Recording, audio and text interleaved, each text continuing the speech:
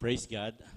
Alam ko po na napagod na kayo sa katatayo kanina, pero tatayo pa rin kayo ngayon dahil babatiin po muna natin yung mga young people natin na kasama ngayon. Pwede ba tayong tumayo and let us welcome for our first timer na makadalo po sa umagang ito? Sige po, let us bless them. Pagpalain natin sila ng ating mga ngiti, ng ating mga kamay. Let us welcome mga kabataan. God bless you po.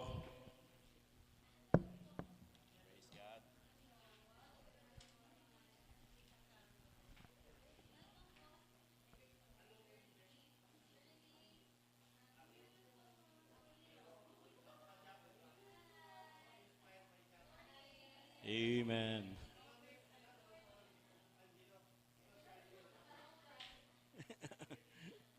God, God bless you.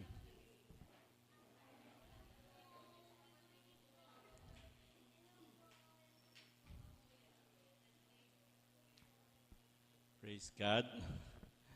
'Di ba? Magandang maramdaman natin ang presensya ng Panginoon sa pamamagitan po ng ating mga kapatiran. And siyempre po, tayo dito sa church ay masaya kapag meron tayong mga bago na dumadalo sa gawain.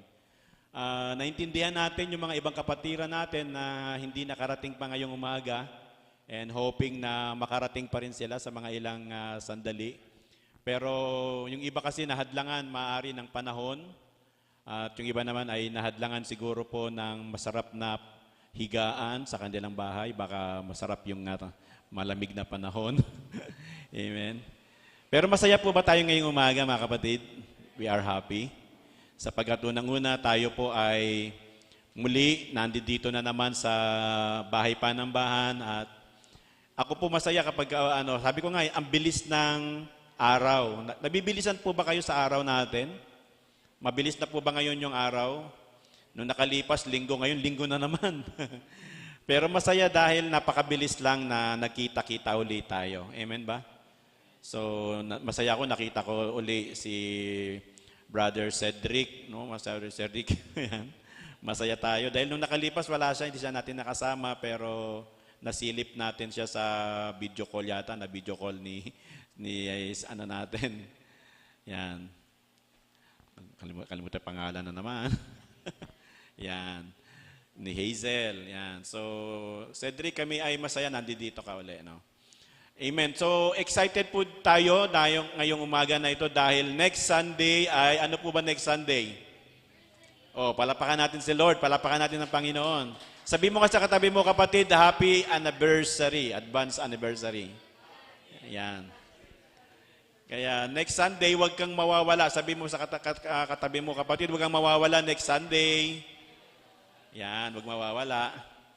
So, ano po yung binibili natin sa mga kapatiran natin? Ipagpalagay natin ilan tayo ngayon, plus one. Plus one. Halimbawa, ilan ba tayo ngayon, Pastor Jerry? Ilan tayo ngayon?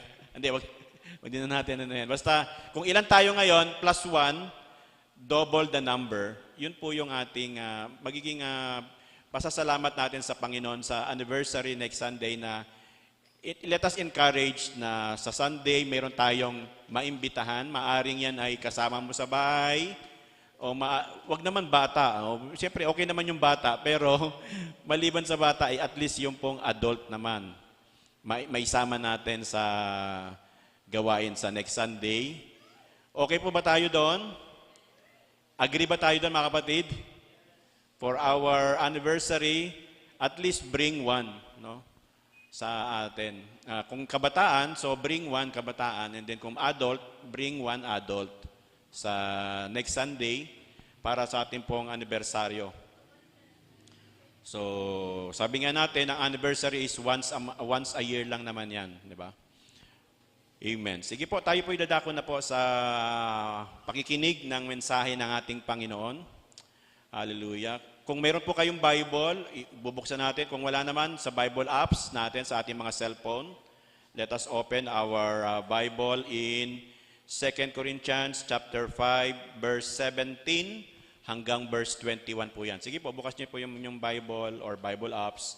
Ikalawang Korinto, 2 Corinthians chapter 5, verse 17 to 21.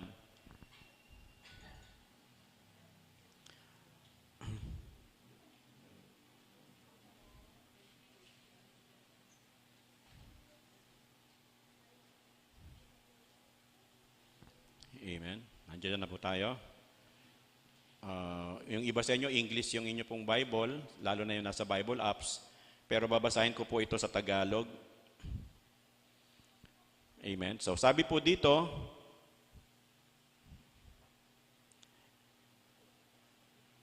from verse 17, kaya't ang sinumang nakipag-isa kay Kristo ay isa ng bagong nilalang, wala na ang dating pagkatao, siya ay bago na.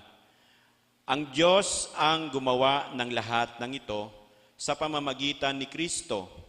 Ibinilang niya akong kaibigan, hindi na kaaway, at hinirang niya ako upang panumbalikin sa Kanya ang mga tao. Ang ibig kong sabihin, ang tao ay ibinibilang ng Diyos na Kanyang kaibigan sa pamamagitan ni Kristo at nilimot na niya ang kanilang mga kasalanan at ipinagkatiwala niya sa akin ang balitang ito. Kaya't ako'y sugo ni Kristo, parang ang Diyos na rin ang namamanhik sa inyo sa pamamagitan ko. Makipagkasundo kayo sa Diyos, hindi nagkasala si Kristo, ngunit dahil sa atin, siya ay ibinilang na makasalanan upang makipag-isa tayo sa Kanya at mapabanal sa harapan ng Diyos sa pamamagitan niya. Tayo po muna yung manalangin. Tayo po yumuko and let us close our eyes. We will pray. Hallelujah. Thank you, Jesus. Salamat, Panginoon, sa isa pong umaga sa araw na ito ng linggo na inyong pinagkaloob sa bawat isa. Dinadalangin ko po, Panginoon, na sa amin pong pakikinig ngayon, Panginoon, Lord, bigyan niyo po kami, tulungan niyo po kami na magkaroon po kami ng tainga na nakaririnig. Panginoon, meron po kami ng kaisipan na tunay nga, Panginoon, na bukas, Panginoon, na tumanggap ng inyong pong mga salita, Panginoon. Magkaroon kami ng pangunawa. Dalangin ko po, Panginoon, for the spirit of understanding, Lord God, and revelation, Panginoon. Kapahayagan sa bawat isa, Panginoon.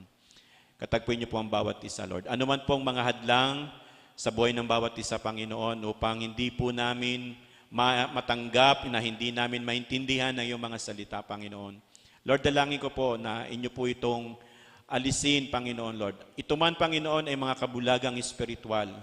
Ano man po mga tabing, takip na inilalagay ng kaaway sa kaisipan ng mga naririto po sa iyong bahay panambahan, Panginoon. Lord, dalangin ko po na ito po ay mabuksan, Panginoon, Lord. Maalis ang anuman mga tabing sa kanila pong mga kaisipan, Panginoon, Lord God.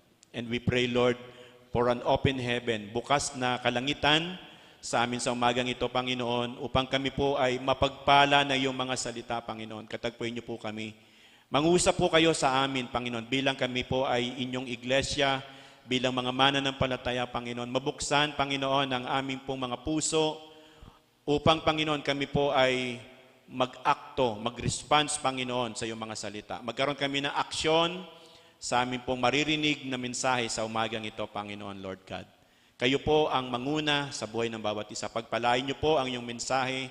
Itago niyo lamang ako sa iyong likuran, Panginoon. Kayo po ang mahayag, Panginoon. Pagpalain niyo po ang aking labi, Panginoon.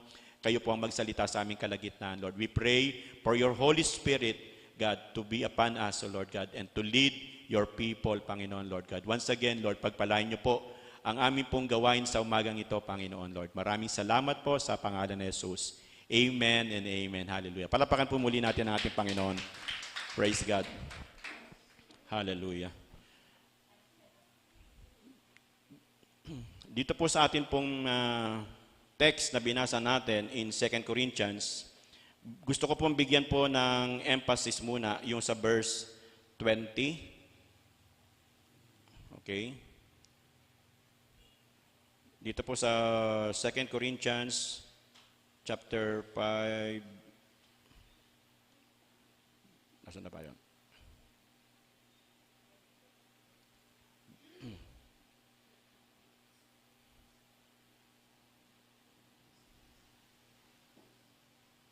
Yan.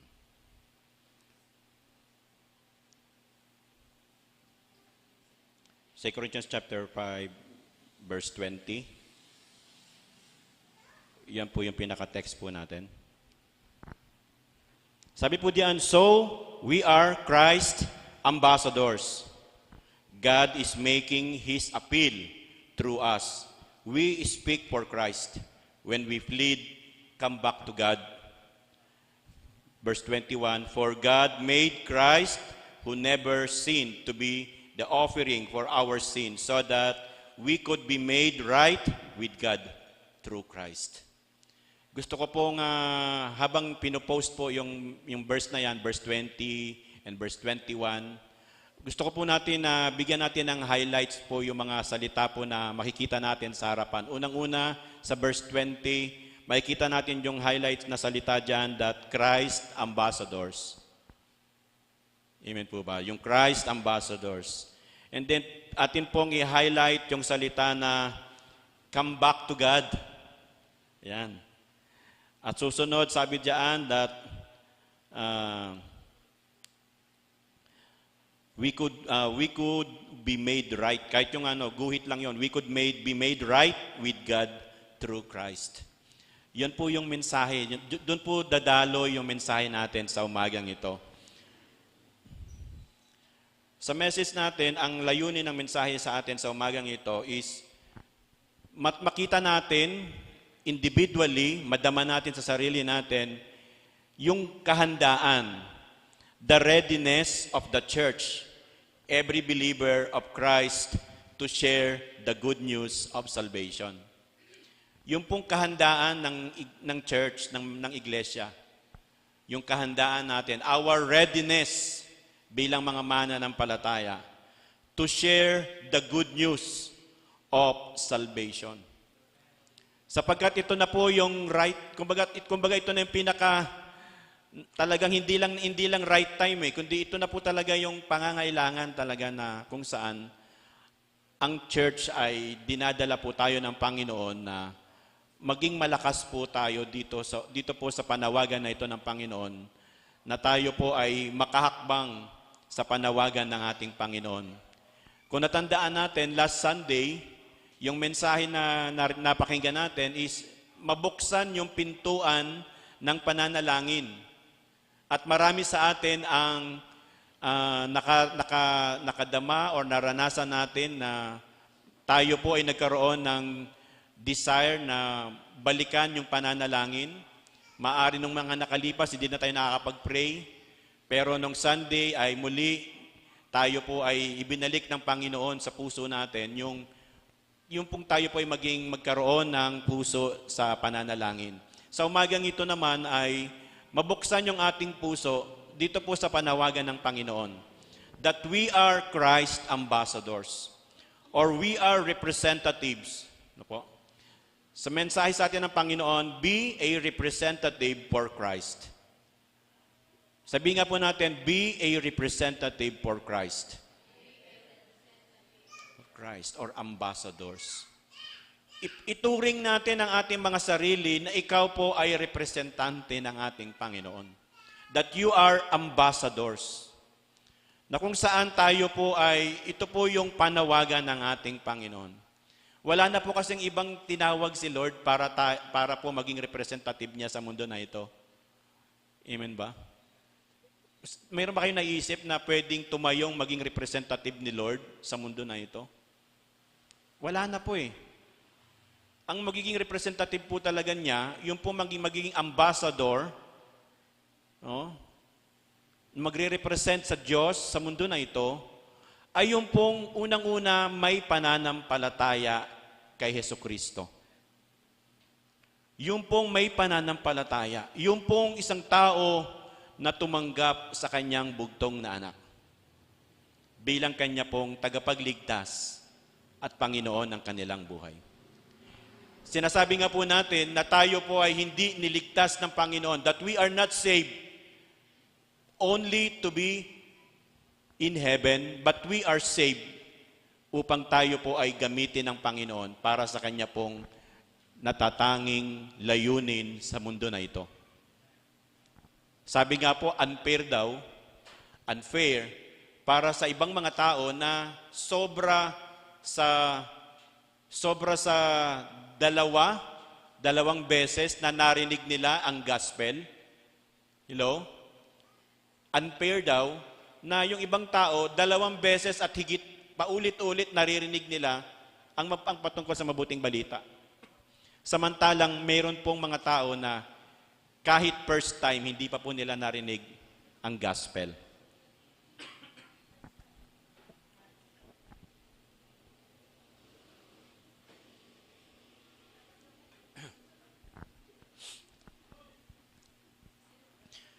Ayan.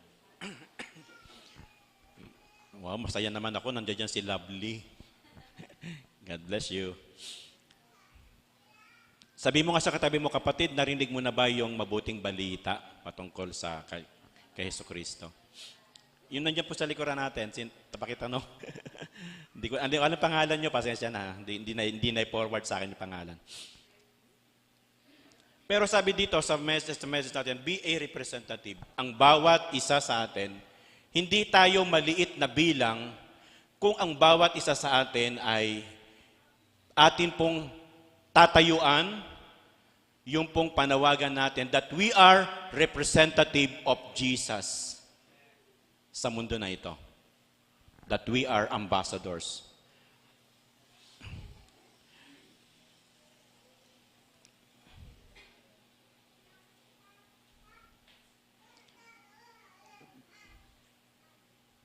Pag sinabi nating ambassadors, ito po ay kahit sa bansa natin, meron po tayong tinatawag na ambassador to the US, ambassador to Malaysia.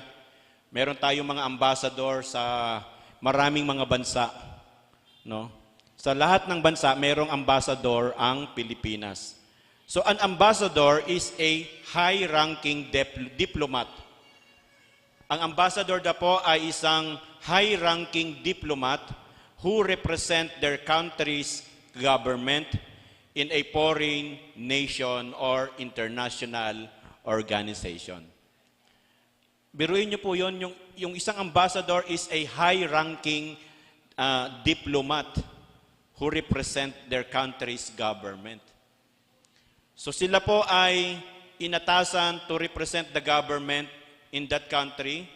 Inatasan sila for diplomatic relation, no? Sila po yung pong magsasabi dun sa kanilang bansa kung sila naroroon, kung ano yung kanilang mga patakaran sa bansa nila na pinanggalingan, kung ano po yung kanilang mga halimbawa yung sa kanila pong patungkol po sa kanilang magagandang mga lugar para sa mga turista, no? Ipinapakilala nila, ibinibenta nila yung kanilang bansa na ito yung mga magagandang lugar sa aming bansa. No po. For cultural exchange, assisting citizens, so yung pong mga ambassadors, sila po yung nag-a-assist, tumutulong sa kanilang mga kababayan na nandoon sa ibang bansa. No, yung mga OFWs natin, they are assisting their citizens, providing assistance to citizens of their country na nandoon po sa bansa kung saan naroon po yung ating ambassador or yung ating pong embahada. So lalagpasan ko na po yan para lang mabigyan natin ng emphasis na yung pong ating pagiging ambassador ay hindi po basta-basta na kalalagayan bilang isang mananampalataya natin. Bilang isa pong mananampalataya, ano po ba yung role ng ambassador?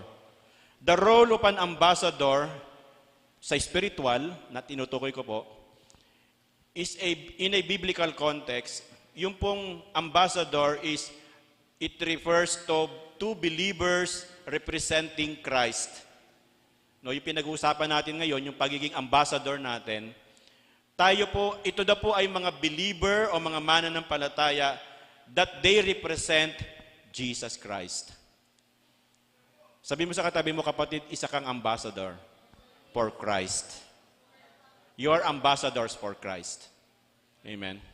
So kung ikaw ay ambassador for Christ, ibig sabihin, you represent Jesus, unang-una, to your family. You are ambassador to your school. You are ambassador to your community. Kung ikaw ay taga Phase 9, ambassador ka ni Jesus doon.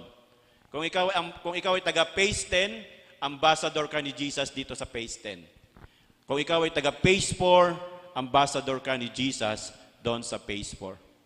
You represent Jesus, unang-una, in your family. Pangalawa, in your school. Sino dito yung mga nag-aaral? Pakitaas ang kamay, mga nag-aaral. Ayan. So you are Christ representative or ambassador sa inyong pong eskwelahan. Amen po.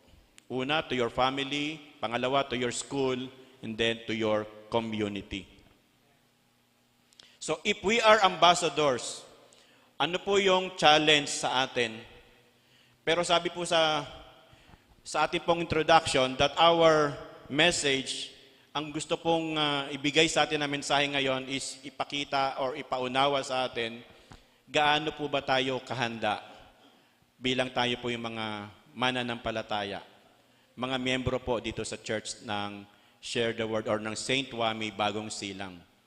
No, tayo po na mga members ng Saint Wami Bagong Silang, ready ho ba tayong maging ambassadors or representative of Jesus Christ?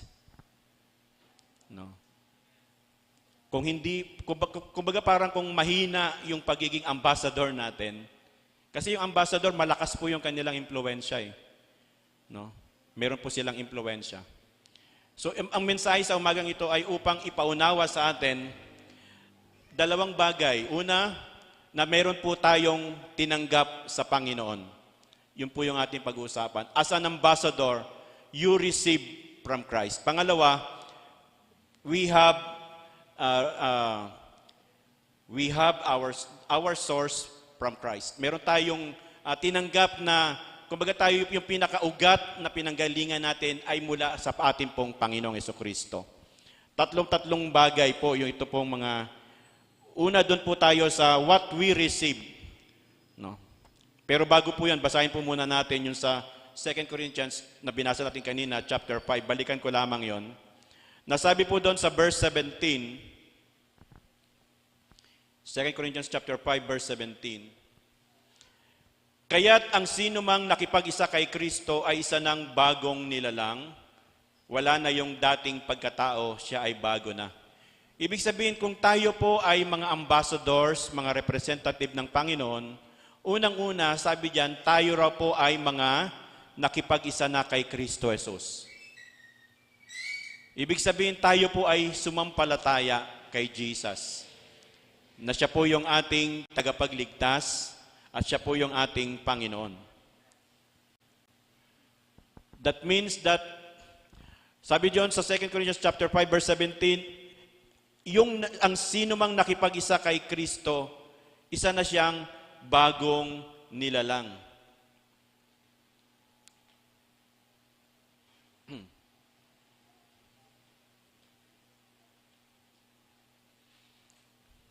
Anyone who belongs to Christ has become a new person. First, ang isang ambassador ng Panginoon, they belong to Christ.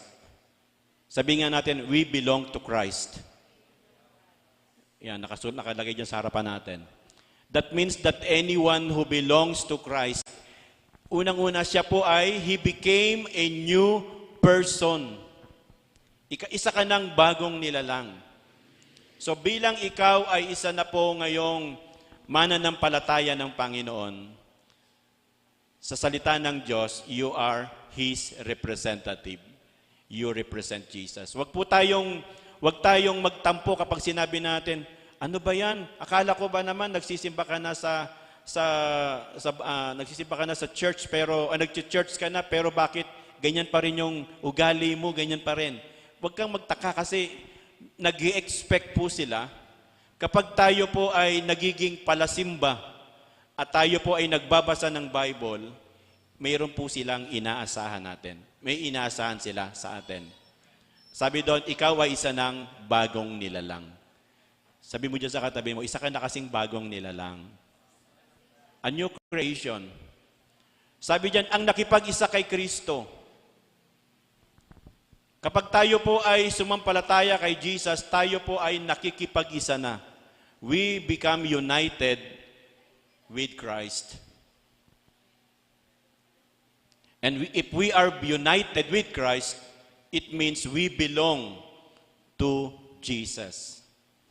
Masaya, hindi ba tayo masaya doon na alam natin na tayo po ay we belong to Christ?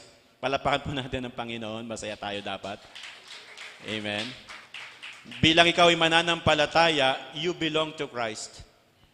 No, hindi na tayo pag-aari ni Satanas. Hindi na tayo pag-aari ng sanlibutan na ito. You belong to Christ. Amen. Kapag hindi natin ibinigay yung ating buhay sa Diyos, meron pong pwedeng mag-ari ng buhay mo.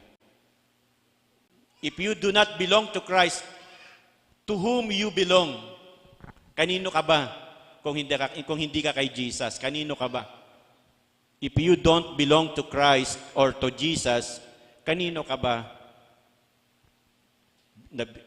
To whom you belong, yung buhay mo. Kanino ba ang buhay mo? Hallelujah.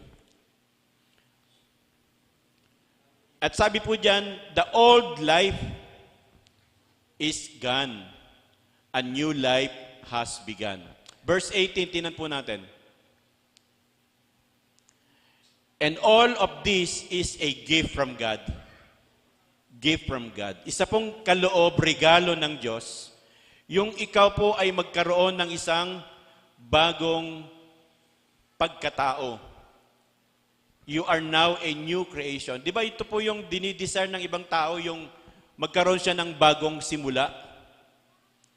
Yung pong mga tao na nakaranas po ng mga failures, mga tao na nakaranas po ng maraming mga disappointment sa kanilang mga buhay, they desire na sila po ay magkaroon ng bagong pasimula. Ito pala yung magandang pagkakataon, yung ikaw po ay nagkaroon ng bagong pagkakakilala sa ating pong Panginoong Jesucristo.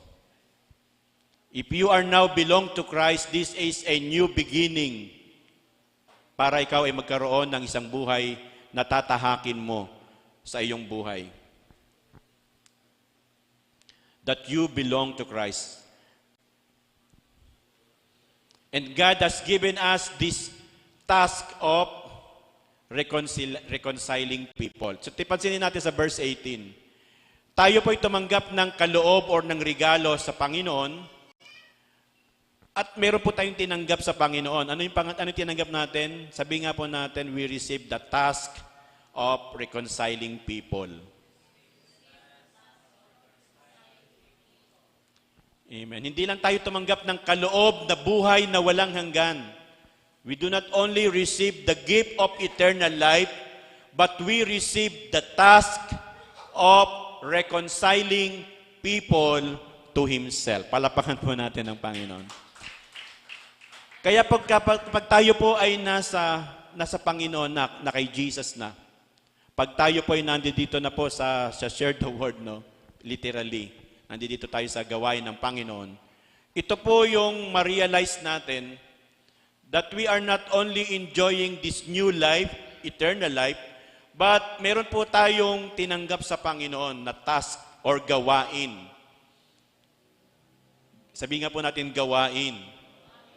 Yung gawain na yung po mga tao ay tulungan natin na sila po ay mag-reconcile, makipagkasundo sa Diyos.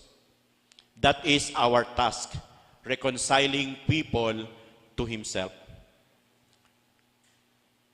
Sabi sa Tagalog, ibinibilang niya, sabi diyan, ang Diyos ang gumawa ng lahat ng ito sa pamamagitan ni Kristo, ibinilang niya akong kaibigan. Sa verse, ano ba ito? Verse 18. Pero sa English, yan po yan. Pero sa Tagalog ay, dati sabi diyan, tayo ra po ay mga kaaway ng Diyos, pero ngayon, tayo po ay ginagawang mga kaibigan ng Diyos. Ano bang gusto mo? Kaawayan ng Diyos o kaibigan ng Diyos? Of course, alam ko po ang sasagot nyo. Gusto natin maging kaibigan ng Diyos. Pero kasi yung pamumuhay natin, ito po ang nagdadala sa tao para ikaw ay magsasabi na ikaw ba ay kaaway o kaibigan ng Diyos. Kapag yung pamumuhay natin ay walang kaugnayan sa Panginoon, tayo po ay nagiging kaaway ng Diyos. Pero kung tayo po ay sumampalataya sa Panginoong Jesucristo, tayo po ay ginagawang mga kaibigan ng Diyos. At hinirang niya ako upang panumbalikin sa Kanya ang mga tao. Ito yung task, no, sa New Living Translation. Tayo ay tumanggap ng task of reconciling people to Himself. Praise God.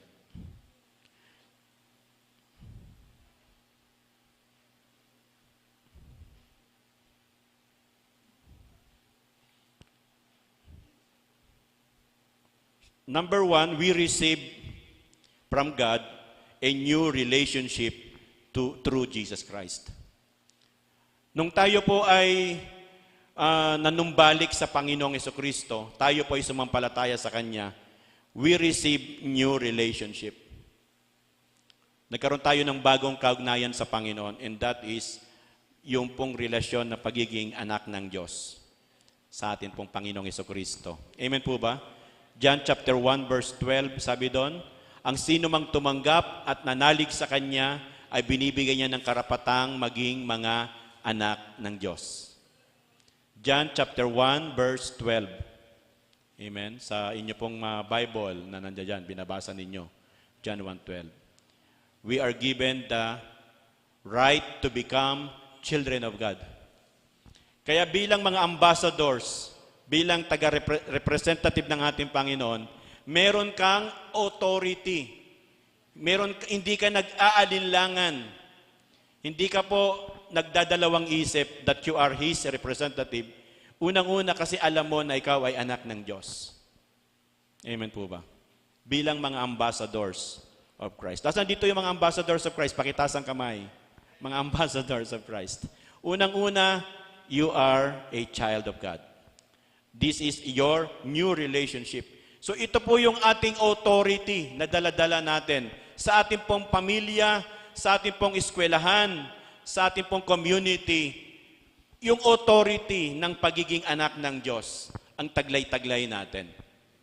Sa paningin ng Diyos, you are His son, you are His daughter.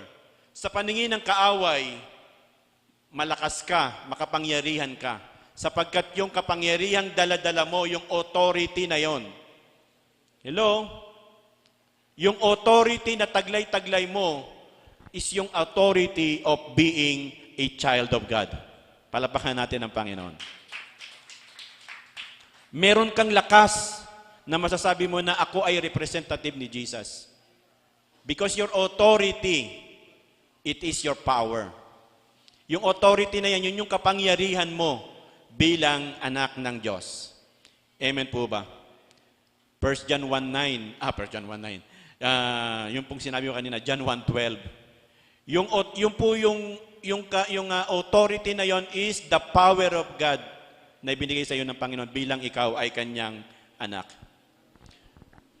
So yan yung tinanggap natin sa Panginoon, this new relationship bilang isang ambassador ng ating Panginoon. Pangalawa, we receive new knowledge about the plan of salvation, which is salvation. Yung plan of salvation na itinatag ng Panginoon, yung kanyang plano ng pagliligtas, ay iyo pong naiintindihan ngayon nung ikaw po ay na kay Kristo na. Unti-unti nadadagdagan yung iyong pangunawa, yung knowledge about the plan of God. Amen po ba? Ngayon, ikaw po ngayon bilang ambassador ng Panginoon, maliwanag mo na may plano si Lord dito po sa mundo na ito. Paliitin natin, sa iyong pamilya, may plano si Lord sa family mo. Ano yung plano ni Lord sa pamilya natin? To save our family. Iligtas. Hindi lamang ikaw ang tumanggap ng kaligtasan sa Panginoon. Ngayon, masasabi mo na, ako ay ligtas. Kapag dumating yung isang trahedya sa aking buhay, ako'y nakakatiyak na ako'y sa langit pupunta. Sapagkat yun yung sinasabi ng Panginoon. Amen po ba? Pero ang tanong doon sa pamilya natin, paano sila? Wala bang plano si Lord sa pamilya natin? May plano si Lord. Dumating na nga po tayo sa paglilingkod sa Panginoon. Ibig sabihin, tumagal-tagal na tayo sa church. Pero nagiging bahagi ba tayo sa plano ni Lord? Nagiging ambassador ba tayo ng Panginoon sa pamilya natin? Na isi-share ba natin yung pong mabuting balita sa pamilya natin? Nagkakaroon na ba tayo ng burden sa puso natin na, o nga no, ako'y ligtas na, naglilingkod na ako sa Panginoon, pero meron ba akong ginagawa sa pamilya ko na ibabahagi ko ba sa kanila yung pag-ibig ng Diyos?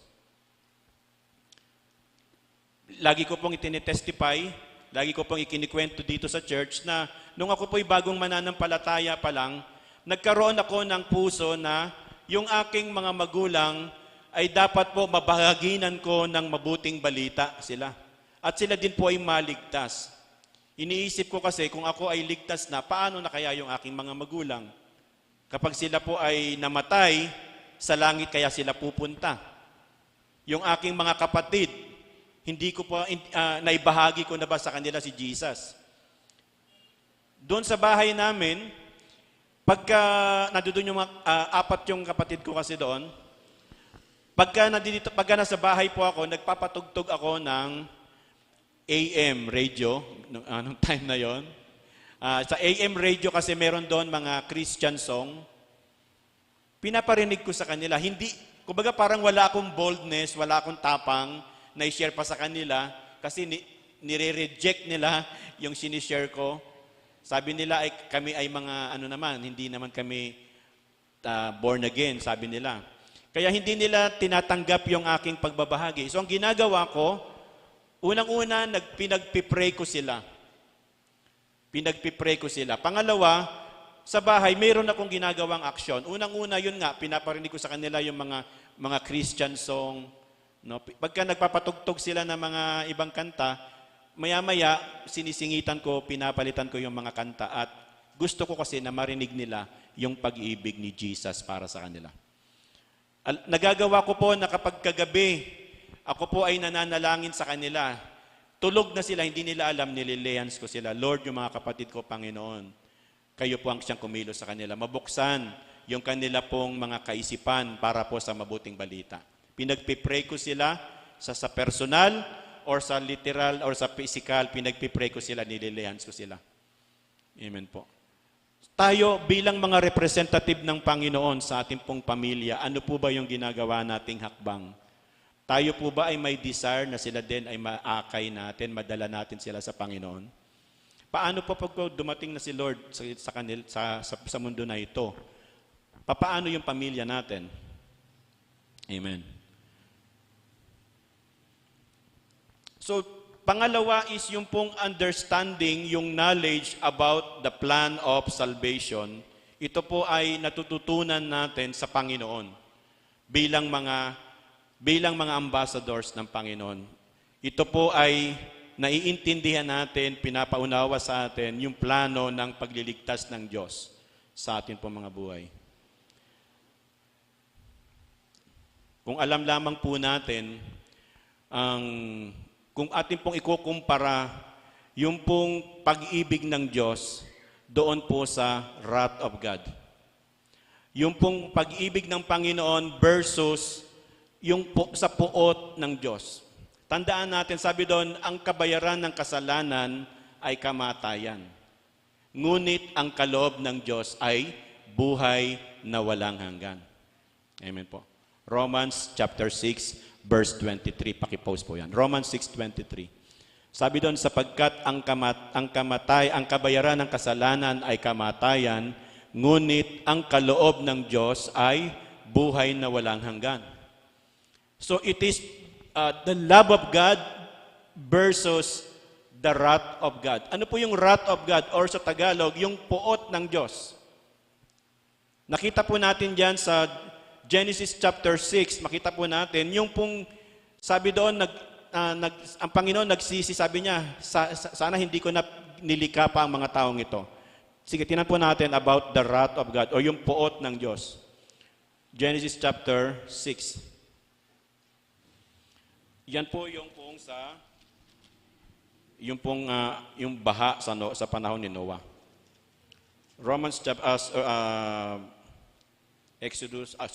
Genesis chapter 6 about the wrath of God.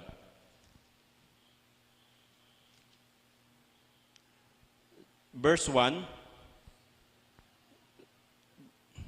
Genesis chapter 6. Yan, verse 1. Then the people began to multiply on the earth, and the daughters were born to them. Next po, tuloy-tuloy lang po tayo. The sons of God saw the beautiful women and took any they wanted as their wives. And the Lord said, My spirit will not put up with humans for such a long time, for they are only mortal flesh. In the future, their normal lifespan will be no more than 120 years. So diyan po nasabi na yung buhay ng tao hanggang 120 years na lamang. In those days and for some time after, giant Nephilites live on the earth. For whenever the sons of God had intercourse with women, they gave birth to children who became the heroes and famous warriors of ancient time. Sige po, tuloy pa. The Lord observed the extent of human wickedness on the earth, and He saw that everything they thought or imagined was consistently and totally evil. So the Lord was sorry He had made them and put them on the earth. It broke His heart. Ibig sabihin, yung puso ng tao, yung pamumuhay ng tao, pasama ng pasama. Nakita natin yung kasamaan, yung kasalanan sa pamumuhay ng tao, ito po ay nakakaabot sa kaalaman ng Diyos, yung pamumuhay ng tao. Wala pong lihim na hindi nabubunyag. Kahit ano pong lihim sa buhay ng tao, ay alam ng Panginoon, yung pong ating pamumuhay, yung kasalanan. Kaya sabi ng Panginoon, the Lord was sorry that He has ever made them. No? Nalungkot ang Panginoon na nilikha niya pa ang tao. Kaya sabi diyan sa verse 7, tinan pa natin. And the Lord said, I will wipe them, and I will wipe this human race I have created from the face of the earth. Yes, and I will destroy every living things, all the people, the large animals, and the small animals that scurry along the ground, and even the birds of the sky. I am sorry I ever made them. Verse 8. Nakita natin, but Noah found favor with the Lord. Hanggang sa verse 7, makita natin dito na yung kasalanan ng tao ay nagbubunga ng wrath of God. Yung wrath, W-R-A-T-H, the wrath, or yung sa Tagalog, yung puot ng Diyos. Ito po yung naghahatak, yung pong kasamaan, yung kasalanan, ito po yung naghahatak sa puot ng Diyos. At ito po ay ipinapakita kung bakit nagkaroon ng pagbaha sa panahon ni Noah. Sabi diyan, but Noah found favor with the Lord. Bakit po? Sapagkat si Noah na lamang ang kinalugdan ng Diyos. Yung mga tao, sabi doon, dumami na yung tao, at yung lahat ng mga tao ay nagpakasama na nagpakasama. At tanging si Noah na lamang ang kinalulugdan ng Diyos. Kaya sabi doon, sinabihan niya si Noah na gugunawin niya na yung mundo. Sabi ng Panginoon, ang asawa ni Noah at yung kanyang mga anak. Ilan yung anak ni Noah? 3.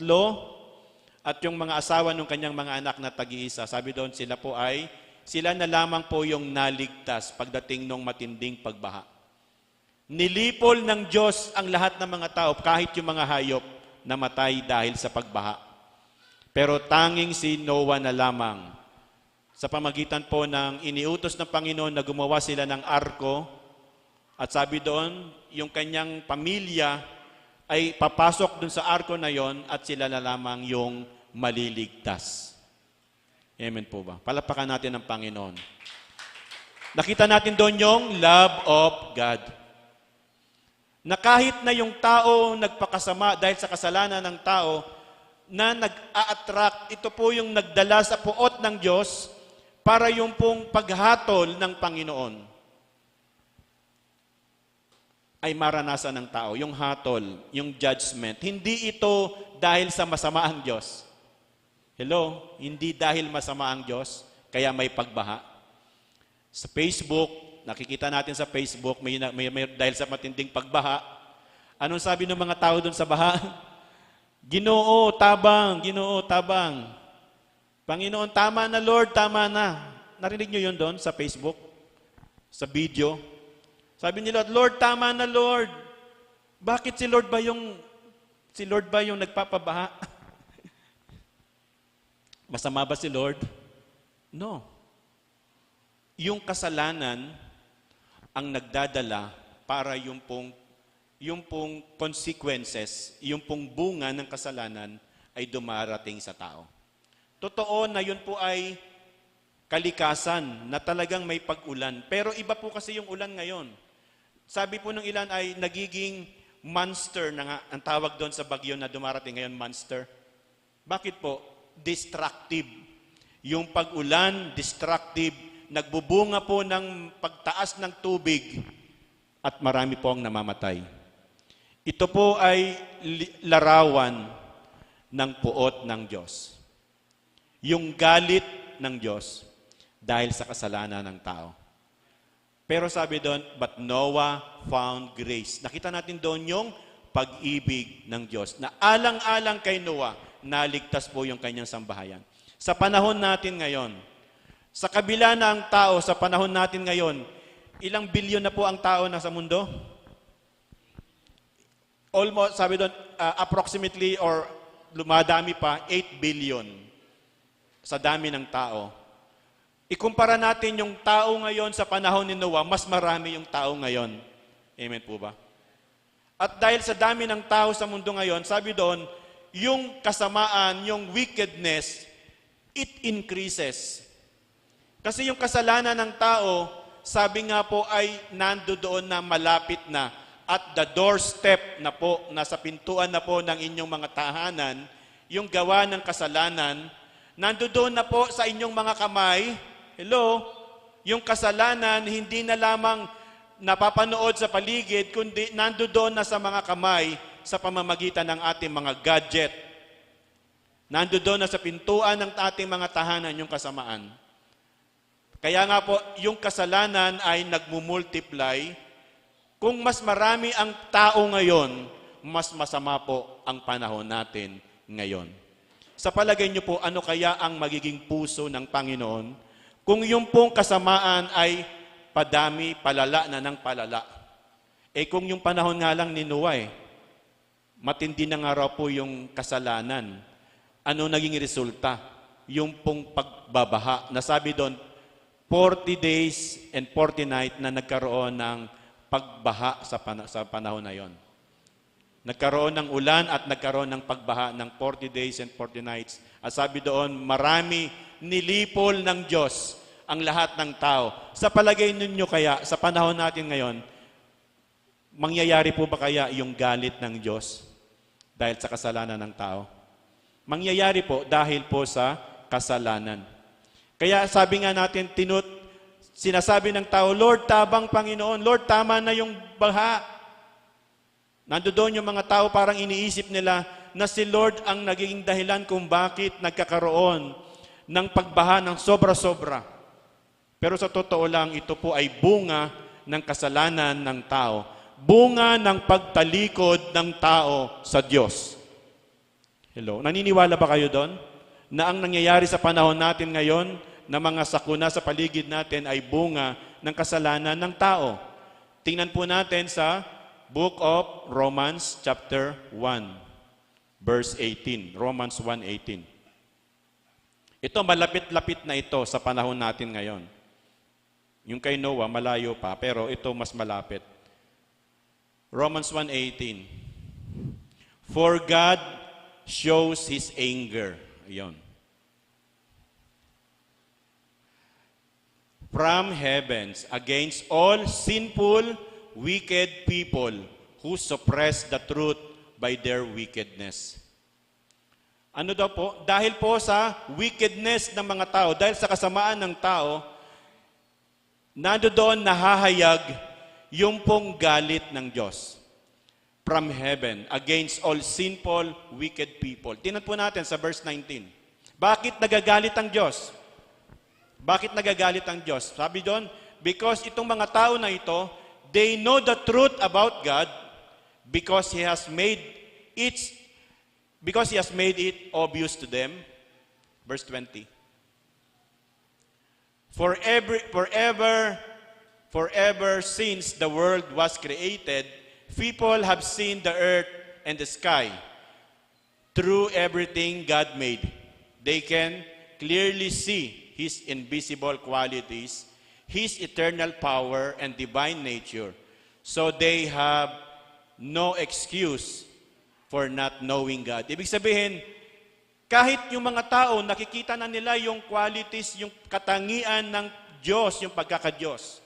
Yung katangian na siya yung Diyos na makapangyarihan sa lahat. Yung katangian na that He is the eternal power and the divine nature, sabi diyan. But, sabi doon, so, sa verse 21, tinan po natin. Sa kabila na nakikita po, nahahayag yung kapangyarihan ng Diyos. Anong sabi diyan? They knew God, but they wouldn't worship Him as God or even given Him thanks. Ano yung kasalanan daw ng tao?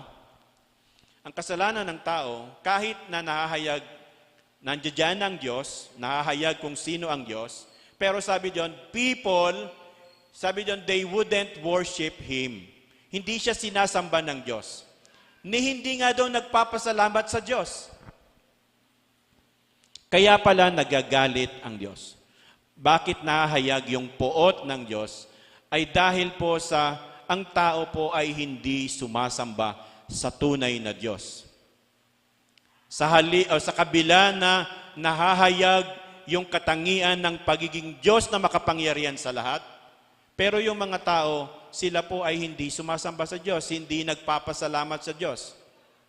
And they began to think, sabi diyan, and they began to think of foolish ideas of what God was like. Sa halip daw po, yung mga tao ay nag-iisip ng mga kahangalan patungkol sa Diyos. As a result, sabi diyan, their mind became dark and confused. Ano nangyari? Yung kaisipan ng tao ay mas lalong nadiliman yung kaisipan ng mga tao. Nagpakasama ang tao. Ibig sabihin, hanggang sa panahon natin ngayon, kaya nga po yung panahon natin ngayon, pasama na po ng pasama. Verse 22. Claiming to be wise. Sino yung nagkiklaim ng wise? Yung mga tao daw po, na sa paningin ng tao, sila po ay matalino, alam nila ang Diyos, kilala nila ang Diyos, but sabi diyan,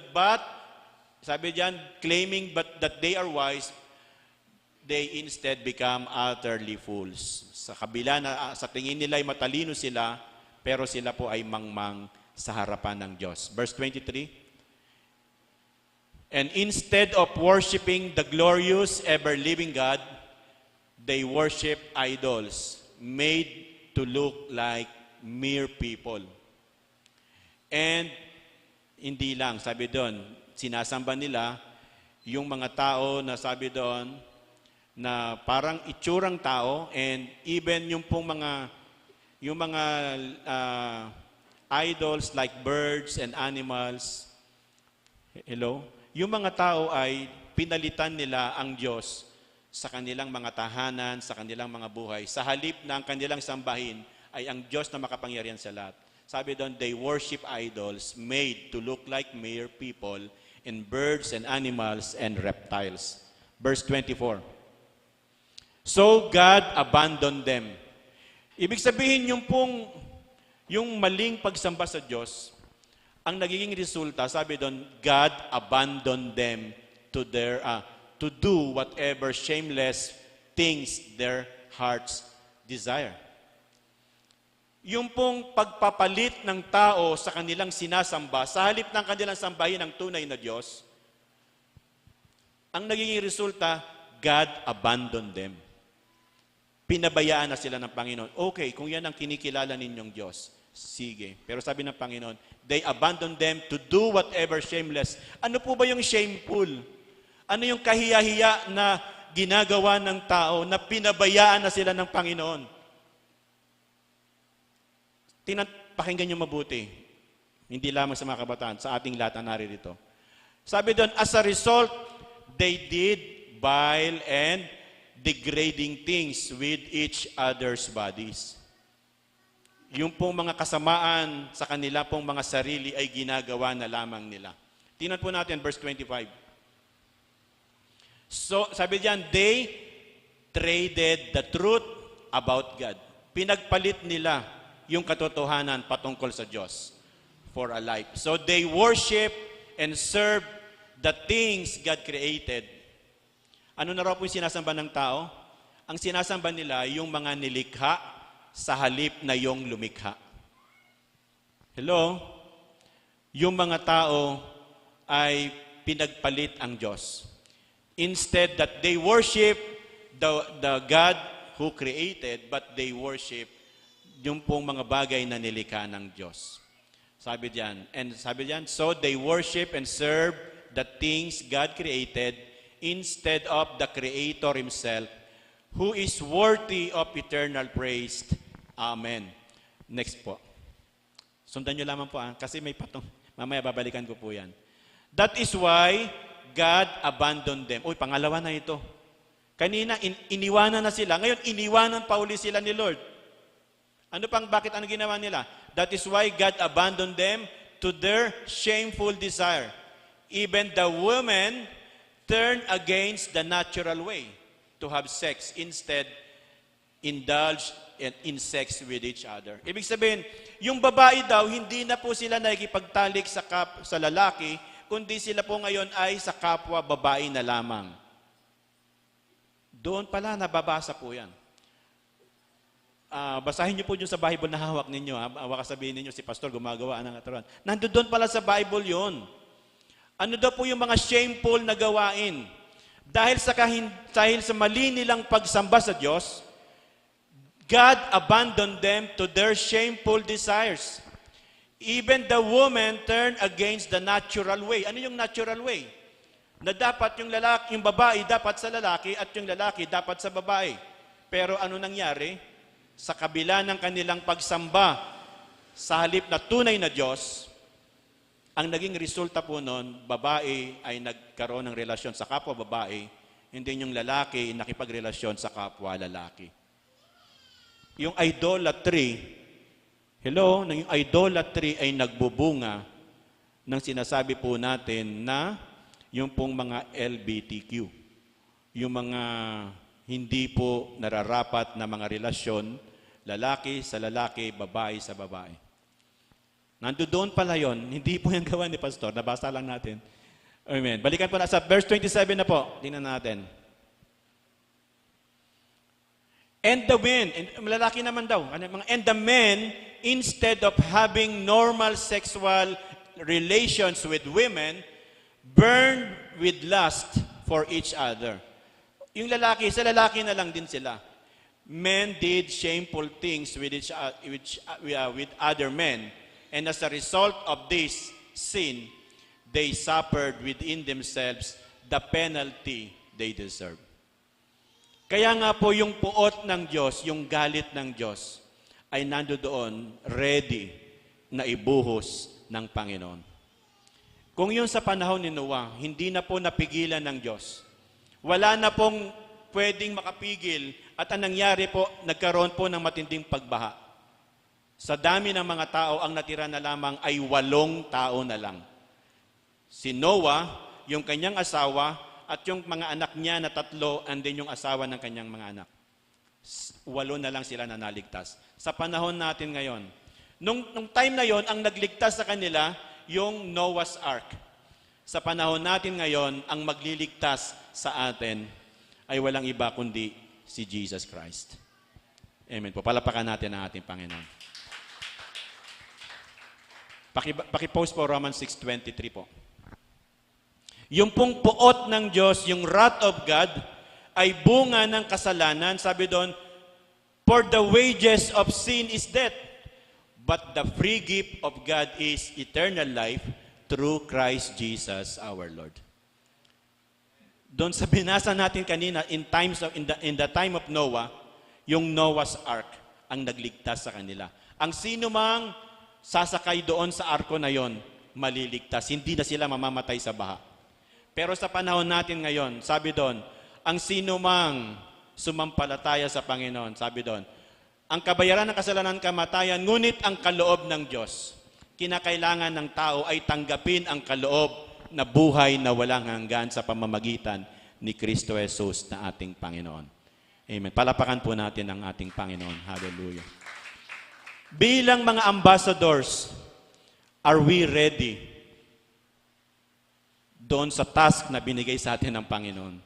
Kinakailangan po na yung po mga ambassador ng Panginoon ay humayo at tayo po ay ibahagi natin yung love of God, the love of Christ. Amen po. Kailangan po nating humayo at ibahagi natin ito. Ano yung tatlong lugar na atin pong hahayuan? Una is our family. Share the love of God to your family. Pray for your family. Share the message of the God's love, yung salvation ng Panginoon. Sa inyo pong mga eskwelahan, ibahagi natin si Jesus sa school. Meron ba tayong sino dito may kaibigan sa school? Oh, yung iba siguro walang kaibigan Pero kung may kaibigan sa school, meron tayong pwedeng mabahaginan ng pag-ibig ng Diyos. Pwede natin i-share si Jesus sa kanilang mga buhay. Pastor, ano po yung pwede namin i-share? Ito pwede natin i-share. Romans 6:23. Basta, mayroon po kayong Bible sa cellphone, ito lang i-share ninyo. Alam mo ba kaibigan, sabi sa Bible, sabi dito, ang kabayaran ng kasalanan, kamatayan. Ngunit sabi doon, may regalo si Lord, si Jesus. Amen po. Then basahin natin John 3:16. Pwede ba kitang may pag-pray? And then ipag-pray mo na siya na tanggapin niya si Jesus. And then saka natin siya i-invite sa anniversary. May Pastor. I-share natin. Bago natin sila invite this coming anniversary, i-share muna natin si Jesus sa kanila. Amen po ba? Bilang mga ambassadors ng Panginoon. Dalawang verse lang po yan. Romans 6:23, John 3:16, i-share natin and then ipag-pray natin sila and then invite natin sila sa church. Lalong-lalo na itong anniversary natin. As tayo po ay mga ambassadors ng ating Panginoon. Hanggang doon lamang po tayo sa message natin ngayong umaga. Pero gusto ko pong makita natin na meron po tayong pundasyon, our foundation, sa pag-share natin sa Panginoon. 3 lamang po. Ano yung pundasyon natin, pag-share natin? Bakit tayo mag-share? Unang-una, iniutos ng Panginoon. Basahin po natin sa Matthew chapter 28, verse 19 to 20. Amen. Unang-una, iniutos ng Panginoon sa atin. Sabi doon, go and make disciples of all the nations. Sabi doon, therefore go and make disciples of all the nations, baptizing them in the name of the Father and of the Son and of the Holy Spirit. Bilang mga ambassador ng Panginoon, ito yung pundasyon natin or ito yung dahilan kung bakit tayo i-share natin si Jesus. Because we are commanded to go and share the gospel of our Lord Jesus Christ. Kapag tayo po ay nag-share kay Jesus, tayo po ay nagiging mga masunuring mga alagad ng Panginoon. Pwede po ba natin yan gawin ngayon bilang unahin natin itong ating coming anniversary, makapag-invite tayo. Pero bago tayo mag-invite, let us share Jesus sa mga kapatid na ito nito. And this month of November, since ang month of November is an evangelism emphasis month po natin. Ang November ay ine-emphasize po ang gawain ng evangelism Ito po yung dahilan kung bakit natin i-share si Jesus.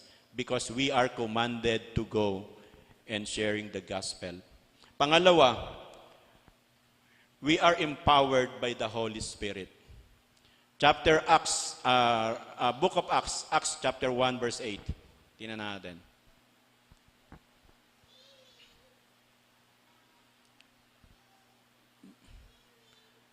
But you will receive power when the Holy Spirit comes upon you, and you will be my witnesses. No, tayo na po ay mga witnesses of Jesus.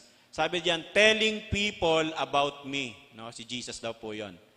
Telling people about me everywhere in Jerusalem, throughout Judea, in Samaria, paki-open po. And to the ends of the earth. Amen. Hindi ka naman po nag-iisa. Pastor, parang mahiya po ako, pastor, mahihain po ako sa kaklase ko. Huwag kang mahihiya. Sapagkat you have, sabi diyan, the Holy Spirit. Sabi diyan, the Holy Spirit will come upon you and you will be His witnesses. So tayo ra po ay i-empower ng banal na Espiritu sa atin pong pagbabahagi ng salita ng Diyos.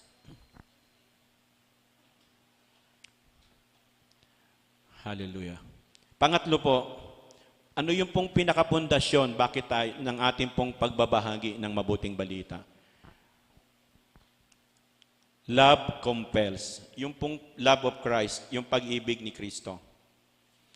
Ito po yung dahilan kung bakit natin ginagawa po na tayo po ay nagbabahagi ng mabuting balita ng Panginoon because of first yung pong pag-ibig natin kay Jesus. Pangalawa po yung pag-ibig natin sa ating kapwa. Kung mahal po natin ang ating kapwa, isi-share po natin si Jesus. Dali po.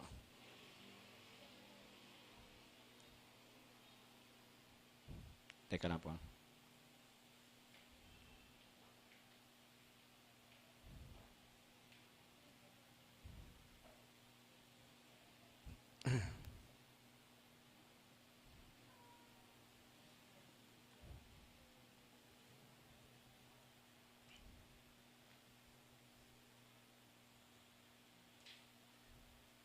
Second Corinthians chapter 5 verse 14. 2 Corinthians chapter 5 verse 14.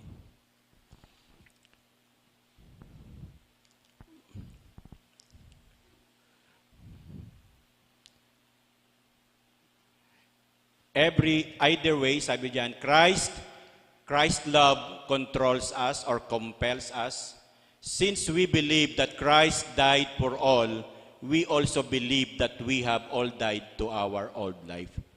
So ano daw po yung nagiging dahilan, bakit mo gagawin na ibabahagi si Jesus Christ? Dahil sa pag-ibig kay Kristo. Because of your love of Christ. Amen po ba?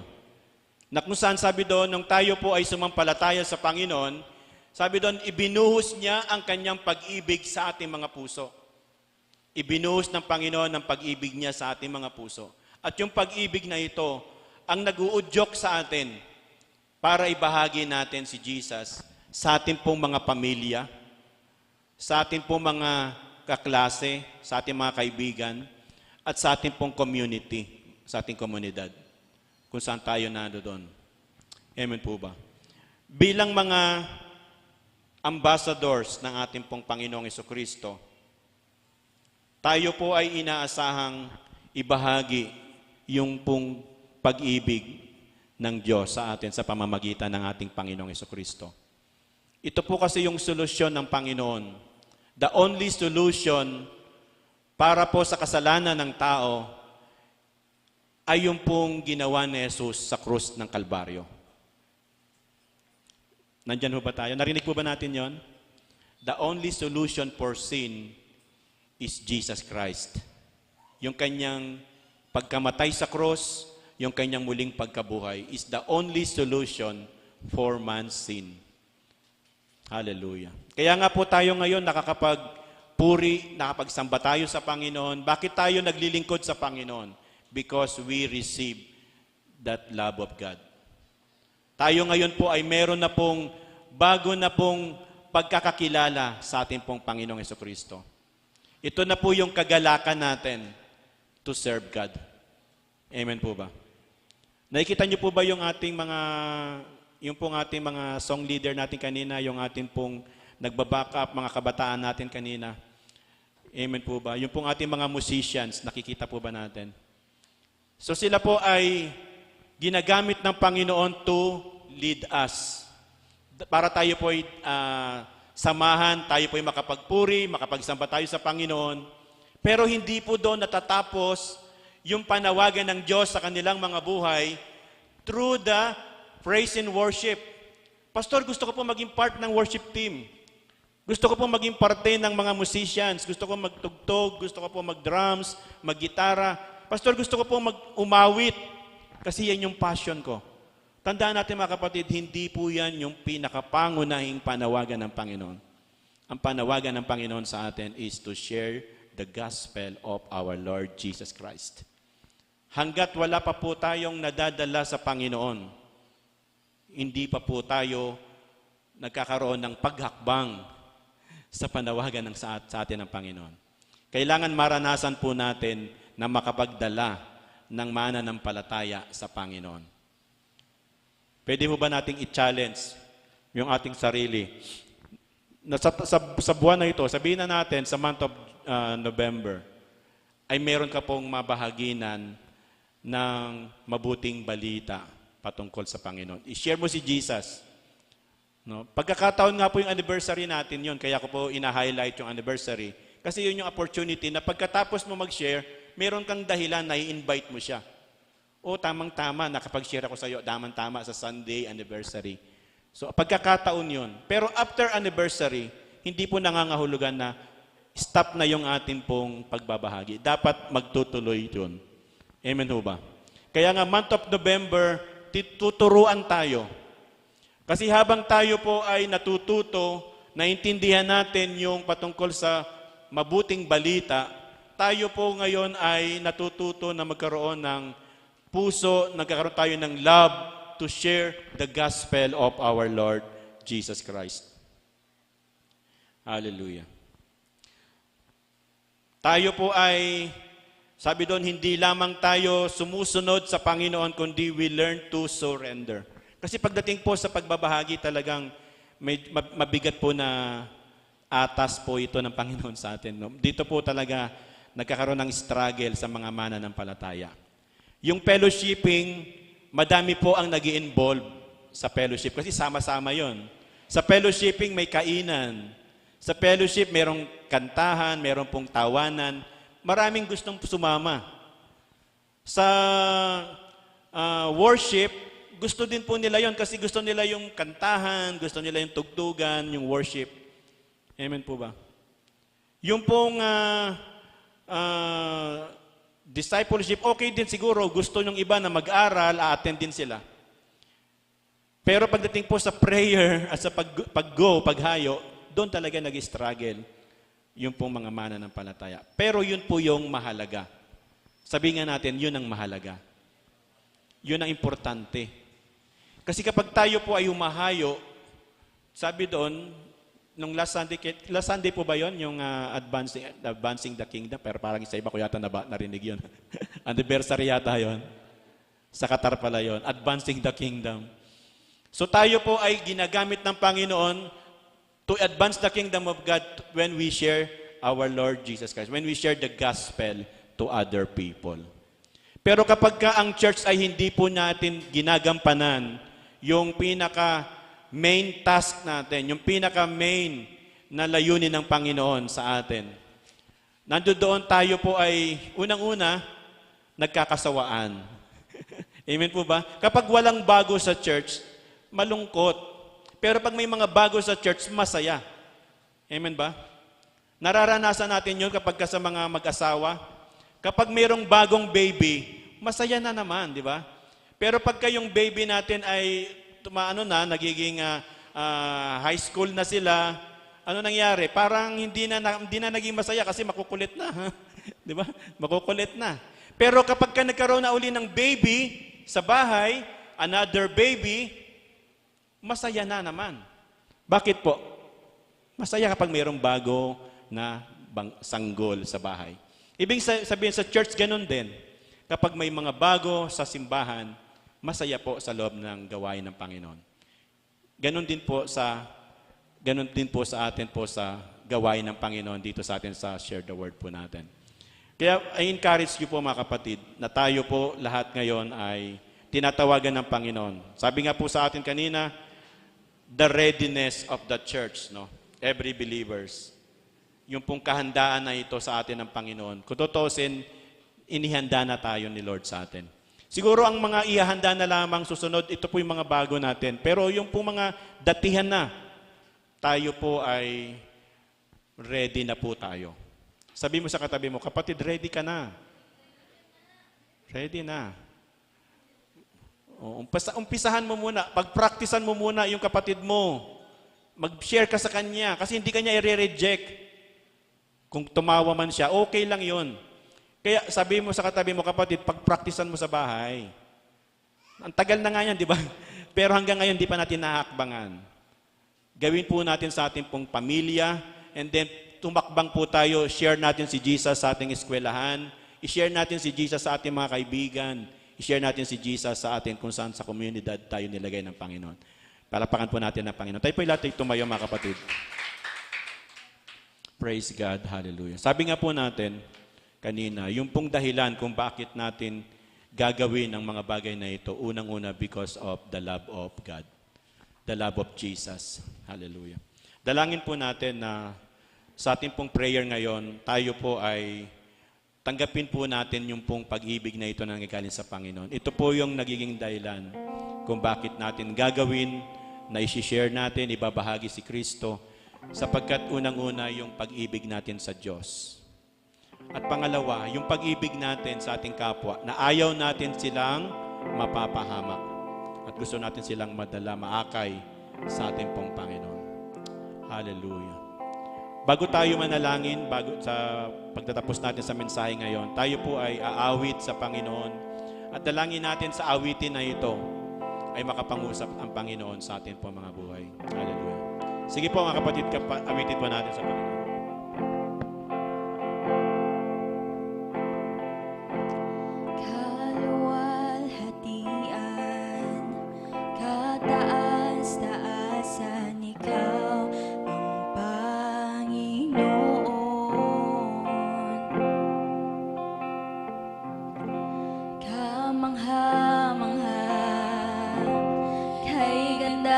Ganda, ikaw ang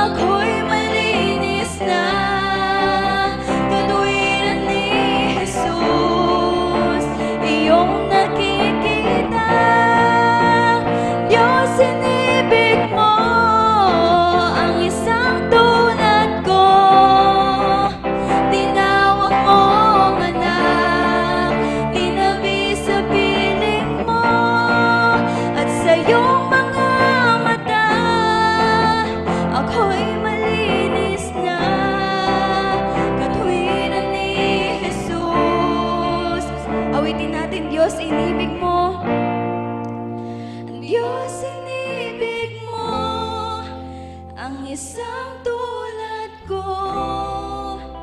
tinawag mong anak, tinabi sa piling mo, at sa iyong mga mata, ako'y malinis na, katwiran ni Jesus, iyong nakikita.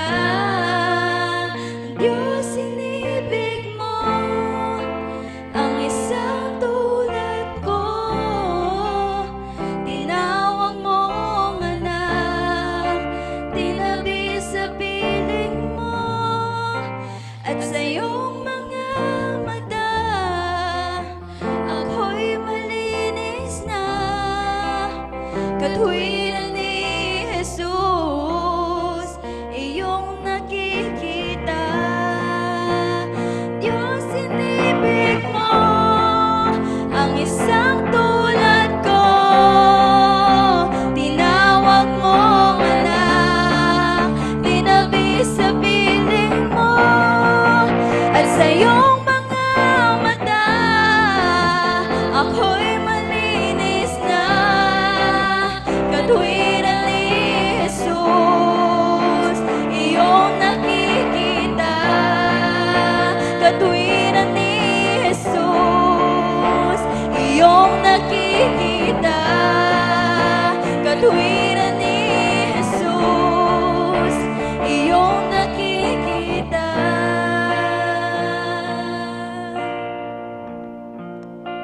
Thank you, Lord. Hallelujah. Sabi po sa 1 Peter chapter 2, verse 24, sa kanyang pagkamatay sa krus, pinasan niya ang ating mga kasalanan upang tayo'y mamatay na sa kasalanan at mamuhay ng ayon sa kalooban ng Diyos. Sa pamamagitan ng kanyang mga sugat, kayo'y pinagaling. Sapagkat kayo ay tulad ng mga tupang na ligaw, ngunit ngayon kayo'y nanunumbalik na upang sumunod sa pastol at tagapangalaga ng inyong mga kaluluwa. Tayo po'y mananalangin sa ating Panginoon. Hallelujah. Tunay nga, O Diyos, aming Ama, isa po itong opportunity, pagkakataon sa bawat isa na narito upang masolusyonan, Panginoon, ang kasalanan sa aming mga buhay, Panginoon. Sa oras na ito, Panginoon, sino man sa amin na narito na meron pong mga ganitong klaseng mga relasyon, Panginoon, sa aming buhay, mga maling relasyon, Panginoon, Lord. Panginoon, kami po ay humingi ng tawad sa inyo, Panginoon. Patawarin niyo po ang iyong mga anak sa mga gawain po na ito, Panginoon, Lord. Kung hindi po namin kayo nasamba sa tamang kaparaanan, Panginoon, na sabi po ninyo na ikaw ay Espiritu at dapat kayong sambahin sa Espiritu at sa katotohanan. Panginoon, kami po humingi ng tawad, Panginoon. Patawarin niyo kami, Panginoon, sa mga gawa, sa mga kasalanan na ito, Panginoon. Lord, sa pagsamba, Panginoon, na hindi nararapat, Panginoon. Lord, sa mga maling relasyon sa aming mga buhay. O anumang mga gawain, Panginoon, ng kasalanan sa aming mga buhay. Panginoon, inaamin po namin ang mga kasalanan na ito. At kami humingi ng tawad sa inyo, Panginoon. Patawarin niyo po kami, Panginoon. Sabihin po natin, Panginoon, patawarin niyo po ako, Panginoon. Patawad sa mga kasalanan na aking nagawa sa aking buhay, Panginoon. Sa oras na ito, Panginoon, sinusuko ko sa iyo. Sabihin po natin, Panginoon, sinusuko ko sa iyo ang aking buhay, Panginoon. Tinatanggap kita bilang aking tagapagligtas at Panginoon ng aking buhay. Simula sa araw na ito, pagharian niyo po ang aking buhay, Panginoon. Isulat po ninyo sa aklat ng buhay ang aking pangalan, Panginoon. At simula sa araw na ito, Panginoon, kayo na po ang magmay-ari sa buhay na ito, Panginoon. Marami pong salamat. Ako na lang mananalangin. Dinadalangin ko sa inyo, Panginoon, ang mga bagong dalo ng mga kabataan, Panginoon. Lord, salamat po sa pagkakataon na ito po na inyo pong ibinigay sa kanila na mapakinggan ang iyong mga salita, Panginoon, Lord. Upang, Panginoon, dumating man ang panahon na kami humarap sa inyo. Lord, hindi po nila masasabi, Panginoon, na hindi nila narinig ang kaligtasan na inyong kaloob sa pamagitan ng iyong bugtong na anak na si Jesus. Sapagkat, Panginoon, tunay nga, Panginoon, na iyong mga salita po ay napapakinggan sa lahat ng dako, Panginoon, na ipapahayag, Panginoon, ng iyong mabuting balita. At tunay nga, Panginoon, sa oras na ito, napakinggan po ng bawat isa ng iyong mga anak, Panginoon. Dalangin ko po sa kanilang mga buhay. Lord, sinabi niyo po sa inyong salita, manumbalik kami sa inyo, Panginoon. Manumbalik kami sa inyo. Sinabi niyo, be reconciled to God. Lord, dinadalangin ko po ang bawat isa na narito. Mahayag, Panginoon, ng aming mga buhay ay makipagkasundo sa inyo, Panginoon. At tunay nga, Panginoon, Lord, tanggapin po namin, Panginoon, ang bagong pagkatao na inyo pong pinagkaloob sa amin, Panginoon, Lord. Sinabi niyo, Panginoon, Lord, kami na po ay isa ng bagong nilalang. Wala na yung dating pagkatao, kundi ang lahat ay nagiging bago na, Panginoon. Lord, tinatanggap po namin ang task na ito, ang panawagan na ito, Panginoon, na kami po ay inyo po mga representative, kami po ay inyong mga ambassador, Panginoon. Lord, bringing, Panginoon, that good news of salvation, Panginoon. Una po sa aming pamilya, sa aming mga mahal sa buhay. Panginoon, sa aming mga eskwelahan, sa aming mga kaibigan. Lord, sa aming community, ito man ay sa trabaho or sa aming pong lugar kung saan kami naroroon, Panginoon. Lord, gamitin niyo po kami. Gamitin niyo po ang iyong iglesia, Panginoon, ng mga mananampalataya sa lugar na ito. Panginoon, Lord, na ipalaganap, Panginoon, ang mabuting balita ni Kristo, Panginoon, Lord God. Panginoon, pagpalain niyo po ang iyong mga anak sa umagang ito, Panginoon, and continue to prepare us, O Lord God, that this coming Sunday, sa aming coming anniversary, Panginoon, pagpalain niyo po ang inyong mga anak. Pagpalain niyo po ang iglesia, Panginoon, ang church na ito. Panginoon, in our celebration of our coming anniversary, Panginoon, i-prepare, Panginoon, ng bawat isa. At yung mga kapatiran namin na wala, hindi nakadalo ngayon, Panginoon, dalangin namin ng iyong biyaya ay patuloy po na tumaloy sa kanilang mga buhay. Bigyan niyo pong pagkakataon ng bawat isa, Panginoon. At patuloy sila na magkaroon ng isang puso na nagre-respond sa inyo, Panginoon, Lord God. Tumutugon sa iyong panawagan, Panginoon. Lord, maraming pong salamat. Pinupuri ka namin sa pangalan ng Jesus. Amen and amen. Thank you, Jesus. Tayo po makakaupo. Hallelujah. Praise God. Bago po sa atin pong announcement ay welcome. Bagitin lamang po natin sila Angelo. Saan si Angelo? Ayan, si Akiro. Ayan. Welcome po si Shirley. Ayan, welcome. Sino po yung nag-invite sa inyo? Sila po yung nga pala, no? Sorry, nawala sayang ako. Sila po yung, mamaya magkikita pa naman po tayo. God bless you po sa inyo pong pagdalaw sa gawain ng Panginoon.